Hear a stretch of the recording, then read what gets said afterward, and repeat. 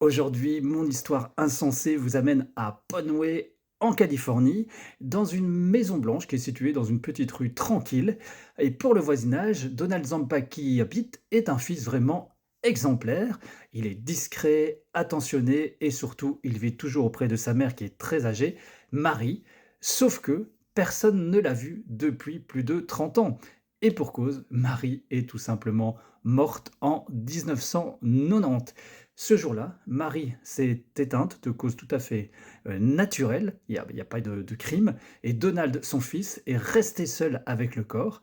Il ne prévient pas les autorités, il ne signe aucun acte de décès et très vite, quelque chose va tout faire basculer. Chaque mois, la pension militaire de sa mère tombe toujours sur le même compte et puis il y a également la retraite qui va arriver et Donald s'en sert.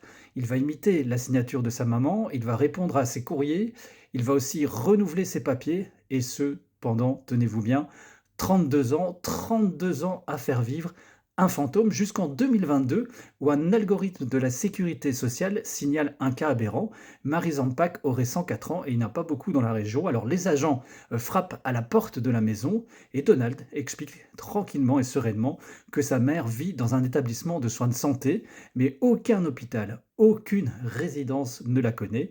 Et à l'intérieur, les agents vont découvrir des documents falsifiés, des chèques signés Marie Zampak et plus de 830 000 dollars détournés ainsi depuis 1990.